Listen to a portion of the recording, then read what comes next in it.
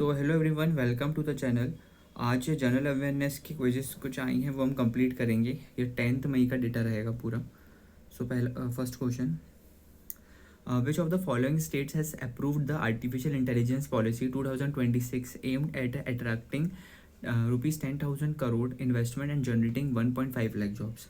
सो देखो, ये question identify कर रहा है कि इंडिया का वो कौन सा स्टेट है जिसने एआई पॉलिसी 2026 अप्रूव की है, जिसका मेन टारगेट है 10,000 करोड़ का इन्वेस्टमेंट लाना और 1.5 लाख जॉब जनरेट करना है। ठीक है, तो इसका जो आंसर है उसका आंसर है महाराष्ट्र। अब मैं इसका एक्सप्लेनेशन भी आपको देता हूँ प्रॉपर तरीके से। महाराष्ट्र जो है वो अब एआई के रेस में सबसे आगे निकलना चाहता है। इस पॉलिसी का जो मेन कॉन्सेप्ट है वो है कि जितनी भी टेक कंपनीज को अट्रैक्ट करना है ताकि 10,000 करोड़ का इन्वेस्टमेंट आए और 2031 तक लगभग 1.5 करोड़ जो यूथ है ना उनको नौकरी मिल सके। ओके, तो इसका आंसर क्या है? Maharashtra. Now the second one, which city's police become the first in India to introduce an AI-powered multilingual feature in the 112 emergency dial? सो इस सवाल जो है उसका फोकस उस सिटी पर है जिसने इंडिया में पहली बार 112 इमरजेंसी हेल्पलाइन में एआई का यूज़ किया और अलग अलग लैंग्वेजेस, जिसका अभी मल्टीलिंगुअल लिखा हुआ है ना, उसको बोलते हैं अलग अलग लैंग्वेजेस समझ कर रिस्पॉन्स देता है। तो इसका जो आंसर है इसका आंसर है आपका बेंगलुरु। ठीक है, इसका मैं आपको रीज़न ही बताता हूँ। बेंगलोर एक ऐसा सिटी है जहाँ पूरा इंडिया ना लोग आते हैं और सबकी लैंग्वेज अलग होती है। इमरजेंसी में भाषा की वजह से कोई दिक्कत ना हो इसलिए वहाँ की पुलिस ने एआई टूल लाया है जो 10 से ज़्यादा लैंग्वेजेस ना तुरंत समझ लेता है। Okay, now the next one, which of the following is recognized as India's first government backed UPI application?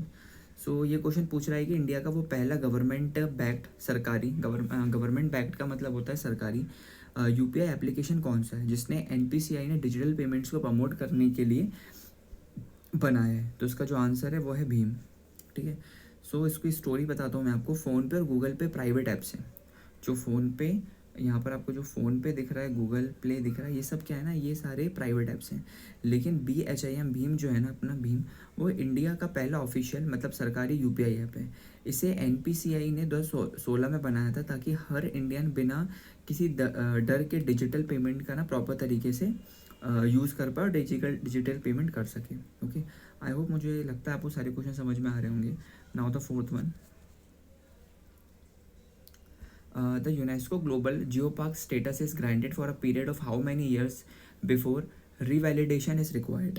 तो ये क्वेश्चन में ये पूछा गया है कि यूनेस्को किसी भी साइट को ग्लोबल जियो पार्क का स्टेटस कितने सालों मतलब वैलिडिटी पीरियड के लिए देता है, इसके बाद उसका फिर से रिव्यू या रिवैलिडेशन होना ज़रूरी होता है। तो उसका जो आंसर है वो बताता हूँ कितने साल के लिए रहता है। तो फर्स्ट ऑफ ऑल, यूनेस्को जो है वो किसी भी जगह को हमेशा के लिए जियो पार्क का टैग नहीं देता। वो हर 4 साल, याद रखना, वो हर 4 साल में चेक करता है कि वहाँ की साफ़ सफाई और मेंटेनेंस सही है नहीं। अगर सब ठीक है तभी ये स्टेटस ना आगे बढ़ाया जाता है। Okay, now the next one and the last one, mission Saksham launch in April 2026 is associated with strengthening which factor?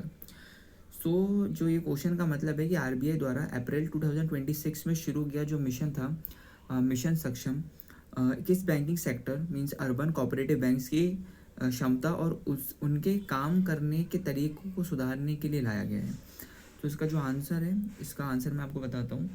इसका आंसर है आपका अर्बन कोऑपरेटिव बैंक्स। इसका मैं आपको एक्सप्लेनेशन भी देता हूँ। देखो, आरबीआई ने देखा कि छोटे और कोऑपरेटिव बैंक्स को ना डिजिटल होना और मैनेजमेंट सुधारने की बहुत ज़्यादा ज़रूरत है, इसलिए उनने मिशन सक्षम लाया गया ताकि 1.40 लाख जो एम्प्लॉयज़ हैं, कितने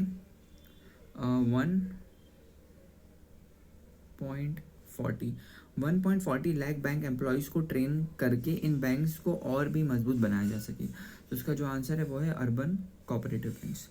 तो थैंक यू एवरीवन, मिलता हूँ आपके साथ एक नई वीडियो के साथ। तब तक के लिए जय हिंद, जय भारत।